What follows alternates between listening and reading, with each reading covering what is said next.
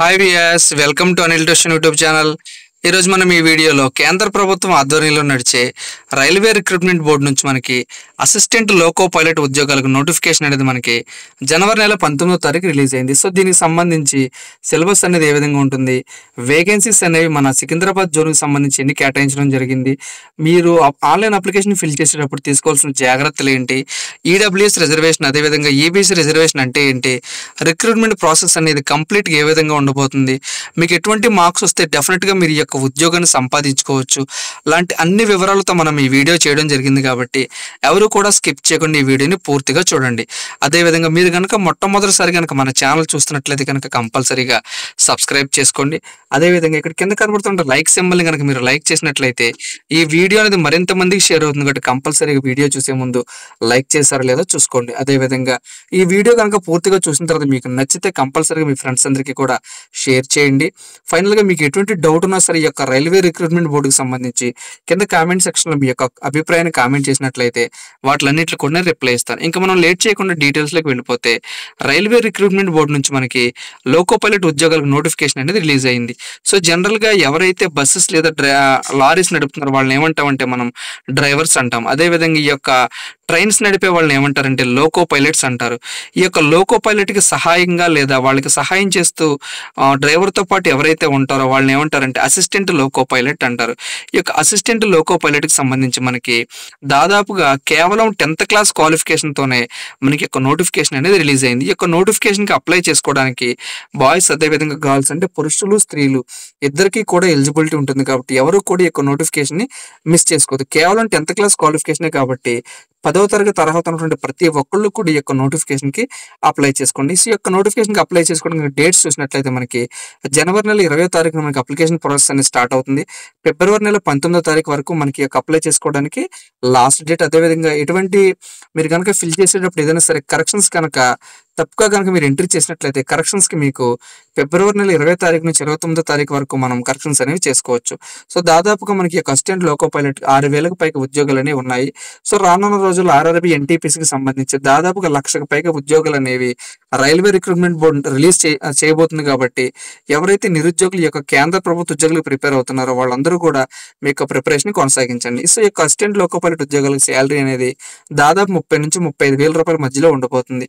So vision standards అంటే medical standards అనేవి ఎంత ఉండాలంటే మీకు డిస్టెన్స్ విజన్ అనేది 6/6 ఉండాలి, నియర్ విజన్ అనేది 0.6 ఉండాలి, వితౌట్ గ్లాసెస్ మనకి మెడికల్ స్టాండర్డ్స్ అనేవి ఉండాలి. అదేవిధంగా డేట్ ఆఫ్ బర్త్ చూసినట్లయితే మీ యొక్క డేట్ ఆఫ్ బర్త్ అనేది 18 నుంచి 30 సంవత్సరాల మధ్యలో ఉండాలి. సో కట్ ఆఫ్ డేట్ చూసినట్లయితే ఎవరైతే జనరల్ అదేవిధంగా ఈడబ్ల్యూఎస్ క్యాండిడేట్స్ ఉన్నారో 1994-7-2 ఈ కట్ ఆఫ్ డేట్స్ కనుక మీరు జాగ్రత్తగా అబ్జర్వ్ చేయండి. ఓబీసీ కేటగిరీ చెందిన విద్యార్థులు లేదా నిరుద్యోగులు ఎవరైతే ఉన్నారో వాళ్ళందరూ కూడా మీ యొక్క డేట్ ఆఫ్ బర్త్ అనేది 2/7/1991కి ముందు పుట్టి ఉండకూడదు. అదేవిధంగా ఎస్సీ ఎస్టీ క్యాండిడేట్స్ ఎవరైతే ఉన్నారో మీ యొక్క డేట్ ఆఫ్ బర్త్ అనేది 2/7/1989కి ముందు మీరు పుట్టి ఉండకూడదు. అదేవిధంగా మిగిలిన క్యాండిడేట్స్ ఎవరైతే ఉన్నారో వాళ్ళందరికీ కూడా కట్ ఆఫ్ డేట్ వచ్చేసి మనకి 1/7/2006. సో మీరు అప్లై చేసుకునే ముందు మీ యొక్క డేట్ ఆఫ్ బర్త్ కూడా క్లారిటీగా ఒకసారి చెక్ చేసుకుని అప్లై చేసుకోండి. అదేవిధంగా ఈ యొక్క ఎగ్జామ్లో మనకి నెగిటివ్ మార్కింగ్ ఉంది. అదేవిధంగా ఎగ్జామినేషన్ మీడియం అనేది మనకి పూర్తిగా తెలుగులో కూడా ఉండబోతుంది. కాబట్టి తెలుగు మీడియం అభ్యర్థులు ఎవరైతే ఉన్నారో వాళ్ళు కంపల్సరీగా భయపడాల్సిన అవసరం లేదు. సో నెగిటివ్ మార్కింగ్ ఉందంటే ఏంటంటే ప్రతి మూడు తప్పులకు మీకు ఒక మార్క్ అనేది రిడ్యూస్ చేయడం జరుగుతుంది. కాబట్టి మీకు దాదాపుగా షూర్ అనుకున్న క్వశ్చన్స్ మాత్రం మీరు అటెంప్ట్ చేస్తే మీకు మంచి మార్కులు రావడానికి అవకాశం ఉంటుంది. సో ఏజ్ చూసినట్లయితే మనకి 18 నుంచి 30 ఉండాలి. ఏజ్ రిలాక్సేషన్ కూడా మనకు ఉంది. ఎస్సీ ఎస్టీ క్యాండిడేట్స్ ఎవరైతే ఉన్నారో వాళ్ళకి 5 సంవత్సరాలు రిలాక్సేషన్ అంటే 35 సంవత్సరాల వరకు కూడా అప్లై చేసుకోవచ్చు. బీసీ క్యాండిడేట్స్కి 3 సంవత్సరాలు ఏజ్ రిలాక్సేషన్ అంటే 33 సంవత్సరాల వరకు కూడా అప్లై చేసుకోవచ్చు. ఈడబ్ల్యూఎస్ కేటగిరీ చెందిన విద్యార్థులు ఎవరైతే ఉన్నారో వాళ్ళందరూ కూడా 35 సంవత్సరాల వరకు కూడా మీరు ఈ యొక్క నోటిఫికేషన్కి అప్లై చేసుకోవచ్చు. అదేవిధంగా వేకెన్సీస్ చూసినట్లయితే మనకి సో టోటల్ వేకెన్సీస్ అనేవి ఈ విధంగా ఉన్నాయి. మన సికింద్రాబాద్ జోన్కి సంబంధించి వేకెన్సీస్ అనేవి మనం చూసినట్లయితే ఈస్ట్ కోస్ట్ రైల్వేకి సంబంధించి వేకెన్సీస్ అనేవి మనకి దాదాపుగా 200 ఉన్నాయి. అదేవిధంగా సౌత్ సెంట్రల్ రైల్వేకి సంబంధించి సికింద్రాబాద్ జోన్కి సంబంధించి దాదాపుగా 559 పోస్టులు అనేవి మనకి ఈ యొక్క నోటిఫికేషన్‌లో ఉన్నాయి. సో, జనరల్ కేటగిరీకి సంబంధించి, అదేవిధంగా ఎస్సీ, ఎస్టీ కేటగిరీకి సంబంధించి, ఈడబ్ల్యూఎస్ కేటగిరీకి సంబంధించి, ఎక్స్ సర్వీస్‌మెన్ కేటగిరీకి సంబంధించి ప్రతి డీటెయిల్స్ కూడా మనకి క్లియర్‌గా నోటిఫికేషన్‌లో మెన్షన్ చేశారు కాబట్టి, మీరు ఈ యొక్క వివరాలన్నీ కూడా క్లారిటీగా ఒకసారి చూసుకోండి. సో, ఎగ్జామినేషన్ ఫీజు చూసినట్లయితే మనకి ఎవరైతే ఓసీ క్యాండిడేట్స్ ఉన్నారో వాళ్ళకి ఎగ్జామినేషన్ ఫీజు అనేది రూ. 500 అనేది ఫీజు పే చేయాల్సి ఉంటుంది. అదేవిధంగా ఎస్సీ, ఎస్టీ అదేవిధంగా ఈబీసీ క్యాండిడేట్స్ ఎవరైతే ఉన్నారో వాళ్ళు కేవలం రూ. 250 ఎగ్జామినేషన్ ఫీజు అనేది పే చేయాల్సి ఉంటుంది.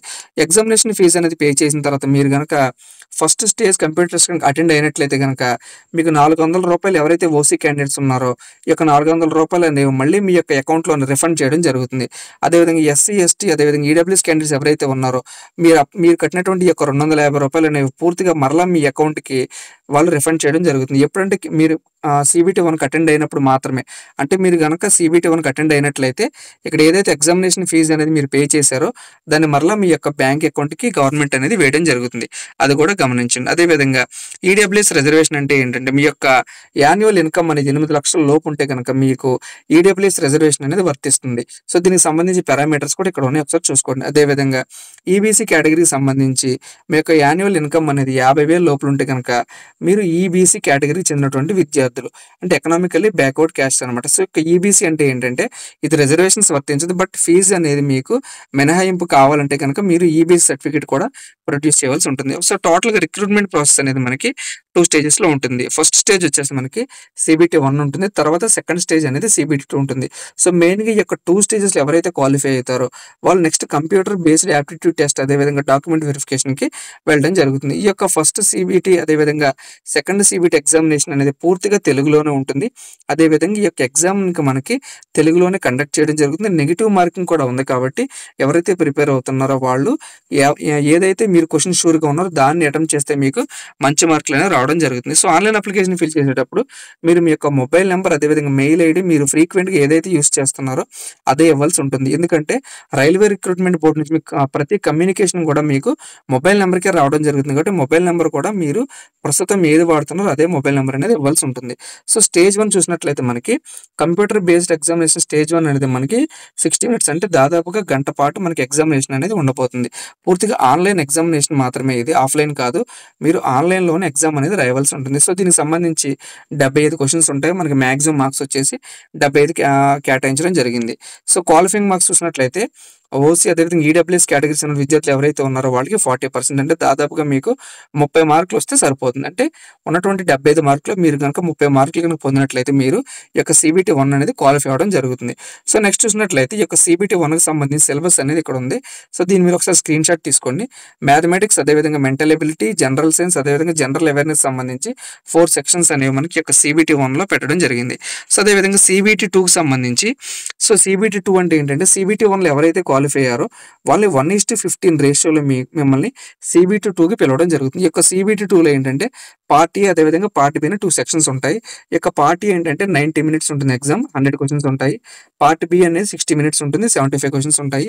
సో, సీబీటీ 2లో కూడా మనకి నెగెటివ్ మార్కింగ్ ఉంది కాబట్టి మీకు దాదాపు ఏదైతే షూర్‌గా ఉన్నారో ఆ క్వెషన్స్‌ని మీరు అటెంప్ట్ చేయండి. సో, ఏంటంటే సీబీటీ 1లో ఏదైతే మార్క్స్ వచ్చాయో వాటిని ఫైనల్‌లోకి తీసుకోరు. ఈ యొక్క సీబీటీ 2లో పార్ట్ ఏ సెక్షన్‌లో మీకు వచ్చినటువంటి మార్కులు ఏవైతే ఉన్నాయో ఆ మార్కులు మాత్రమే షార్ట్ లిస్ట్ చేయడానికి మీ యొక్క మార్కుల్ని పరిగణలోకి తీసుకోవడం జరుగుతుంది. అంటే ఈ యొక్క సీబీటీ 2లో పార్ట్ ఏలో ఎవరికైతే ఎక్కువ మార్కులు వస్తాయో వాళ్ళకి ఉద్యోగం అనేది రావడం జరుగుతుంది. అది కూడా విద్యార్థులు గమనించండి. సో, దీనికి సంబంధించి పార్ట్ ఏకి సంబంధించి సిలబస్ చూసినట్లయితే మనకి మ్యాథ్స్, జనరల్ ఇంటెలిజెన్స్, రీజనింగ్ అదేవిధంగా basic science and engineering. So, ఏదైతే క్వాలిఫికేషన్ కలిగి ఉన్నారో దానికి సంబంధించినటువంటి టెక్నికల్ క్వెషన్స్ కూడా మనకి ఇక్కడ ఉంటాయి. అదేవిధంగా పార్ట్ బి ఏంటంటే ఇది ఓన్లీ క్వాలిఫైయింగ్ నేచర్ మాత్రమే. ఓన్లీ 35% మార్క్స్ అనేవి మనకి యొక్క క్వాలిఫైయింగ్ నేచర్ కాబట్టి 35% మార్క్స్ వస్తే మనకి యొక్క పార్ట్ బికి సంబంధించి సరిపోతుంది. సో, ఒకసారి మనం క్వాలిఫికేషన్ చూసినట్లయితే కేవలం 10th క్లాస్ క్వాలిఫికేషన్ అయినప్పటికీ కూడా మీరు 10వ తరగతితో పాటు కంపల్సరీగా మీరు ఐటీఐ సర్టిఫికేట్ అనేది కలిగి ఉండాలి. ఈ యొక్క ఐటీఐకి సంబంధించి మీకు ఎటువంటి ట్రేడ్ ఉండాలంటే ఇక్కడ చూడండి, ఇక్కడ ట్రేడ్స్ అనేవి ఫిట్టర్ కానీ, ఎలక్ట్రీషియన్ కానీ, మెకానిక్ కానీ, మిల్లరేట్ కానీ, మెకానిక్ సంబంధించి కానీ, అదేవిధంగా వైర్‌మెన్ గాని, ట్రాక్టర్ మెకానిక్ గాని, ఆర్మేచర్, కాయిల్ మెటర్ మెకానిక్స్ అంటే ఈ యొక్క ఐటీఐకి సంబంధించి డిఫరెంట్ ట్రేడ్స్ ఏవైతే ఉన్నాయో ఈ యొక్క ట్రేడ్స్‌లో కనుక మీరు మీ క్వాలిఫికేషన్ ఉంటే కనుక మీరు కంపల్సరీగా ఈ యొక్క నోటిఫికేషన్‌కి అప్లై చేసుకోవచ్చు. అదేవిధంగా డిప్లొమా అంటే పాలిటెక్నిక్ చేసిన వాళ్ళు ఎవరైతే ఉన్నారో 3 ఇయర్స్ డిప్లొమా చేసిన వాళ్ళు మెకానికల్ గాని, ఎలక్ట్రికల్ గాని, ఎలక్ట్రానిక్స్ గాని, ఆటోమొబైల్ ఇంజినీరింగ్ గాని చేసిన వాళ్ళు ఎవరైతే ఉన్నారో వాళ్ళందరూ కూడా ఈ యొక్క నోటిఫికేషన్కి అప్లై చేసుకోవచ్చు. సో వీళ్ళతో పాటు ఎవరైతే బీటెక్ కంప్లీట్ చేశారో మెకానికల్లో కానీ, ఎలక్ట్రికల్ ఇంజనీరింగ్లో కానీ, ఎలక్ట్రానిక్స్ ఇంజనీరింగ్లో కానీ, ఆటోమొబైల్ ఇంజనీరింగ్లో కానీ వాళ్ళు కూడా ఈ యొక్క నోటిఫికేషన్కి అప్లై చేసుకోవచ్చు. అంటే 10th క్లాస్తో పాటు ఐటీఐ ఉన్నవాళ్ళు, అదేవిధంగా డిప్లొమా ఉన్నవాళ్ళు, అదేవిధంగా బీటెక్ క్వాలిఫికేషన్ కలిగి ఉన్న వాళ్ళందరూ కూడా ఈ యొక్క నోటిఫికేషన్కి అప్లై చేసుకోవచ్చు. మీకు ఒక ఆన్లైన్ అప్లికేషన్ ఫిల్ చేసేటప్పుడు మీకు ఎటువంటి డౌట్ ఉన్నా సరే ఇక్కడ హెల్ప్ లైన్ నెంబర్ని రైల్వే రిక్రూట్మెంట్ బోర్డు వాళ్ళు ప్రొవైడ్ చేయడం జరిగింది. ఈ యొక్క నెంబర్ని మీరు నోట్ చేసుకుని అదేవిధంగా మీకు ఎటువంటి డౌట్ ఉన్నా సరే యొక్క మెయిల్ ఐడిని సంప్రదించినట్లయితే వాళ్ళు మీకు రిప్లై ఇవ్వడం జరిగింది. ఇది రైల్వే రిక్రూట్మెంట్ బోర్డుకి సంబంధించి ఫస్ట్ నోటిఫికేషన్ మాత్రమే. సో నెక్స్ట్ నోటిఫికేషన్లో మనకి ఏ కేటగిరీకి ఎన్ని పోస్టులు ఉన్నాయి ఇలాంటి వివరాలతో మనకి నెక్స్ట్ నోటిఫికేషన్ అనేది రిలీజ్ చేయడం జరుగుతుంది. అదేవిధంగా నెక్స్ట్ మన ఛానల్లో ఈ యొక్క రైల్వే రిక్రూట్మెంట్ బోర్డుకి సంబంధించి ప్రీవియస్ పేపర్స్ కానీ కట్ ఆఫ్ అనేది ఏ విధంగా ఉండబోతుంది అన్ని వివరాలతో నేను మరొక వీడియో చేయడం జరుగుతుంది. కాబట్టి అప్పటి వరకు కూడా మీరు కంపల్సరీగా మన ఛానల్ సబ్స్క్రైబ్ చేసుకోండి. మీకు ఎటువంటి డౌట్ ఉన్నా సరే కింద కామెంట్ సెక్షన్లో కామెంట్ చేయండి. మీ యొక్క ఫీడ్బ్యాక్ అనేది అందించండి. Thank you.